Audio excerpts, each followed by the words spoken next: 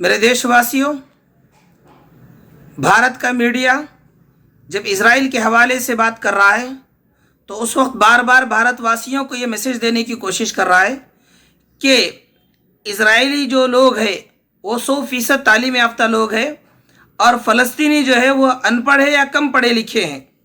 आए ज़मीनी सच्चाई को जाने। मेरे देशवासियों, पहले के युद्ध को छोड़िए, प्रेजेंट 11 दिनों का जो हमला इजराइल ने फ़लस्तीन पर किया है, इस हमले में जो बम इजराइल ने फ़लस्तीन पर गिराए हैं, इसमें कुल 24 बड़े स्कूलों को इजराइल ने फ़लस्तीन के गिराया है।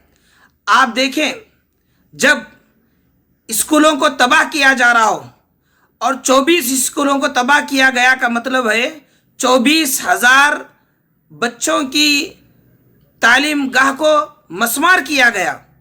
अब इसके बाद तालीम के लिए कितने मसाइल होंगे फ़लस्तीन में, यही हो रहा है।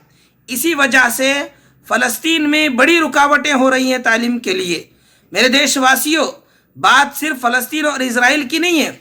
अगर आप भारत का जायज़ा लेकर देखेंगे तो फ़लस्तीन से बुरी हालत हमारे देश की है। वो कैसे? भारत में पिछले 70 सालों से, ख़ास तौर पे 1925 से अगर देखा जाए तो भारत में इस बात की कोशिशें की गई है कि SC ST OBC और माइनॉरिटी को गोबर और पेशाब की विचारधारा समझाई जाए। जब भारत में गोबर और पेशाब की विचारधारा दिमागों में भरी जा रही हो तो वहाँ पर तालीम का क्या मामला होगा? ये कहा जा सकता है कि बमों के गिरने की वजह से फ़लस्तीन की तालीमी हालत ख़राब हो रही है, तो भारत में यहाँ के एजुकेशन सिस्टम में, यहाँ के विचारधारा के सिस्टम में जब गोबर और पेशाब की विचारधारा लाई जा रही है तो इस वजह से भारत का SC ST और OBC के तालीमी सिस्टम बिगड़ रहा है।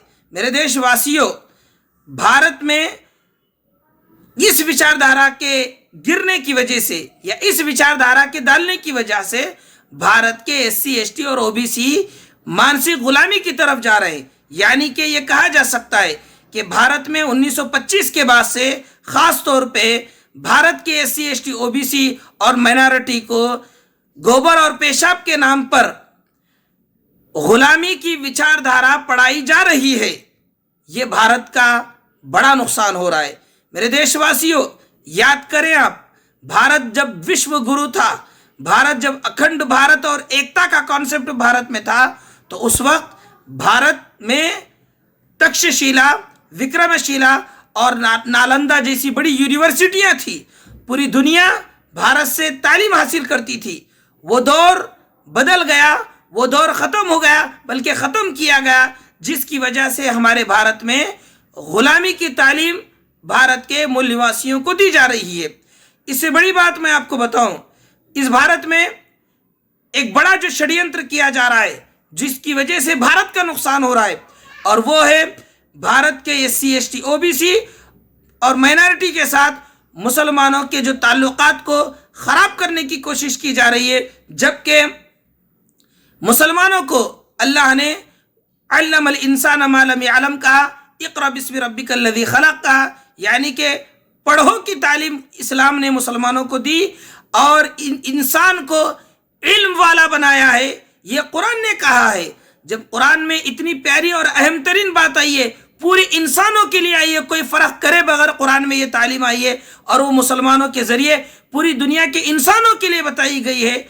अफसोस कि भारत में इन्हीं मुसलमानों को SC ST OBC से दूर रखने की कोशिश की जा रही है।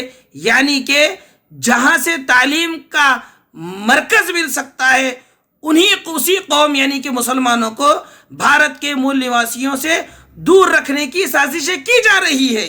मेरे देशवासियों, आप याद करें, आप भारत की तारीख को देखें। भारत की तारीख में जब भी मुसलमान और भारत के मूल निवासी जब एकता का सबूत देने की कोशिश करे हैं तो भारत तरक्की की तरफ गामजन हुआ है, भारत विश्व गुरु बना है।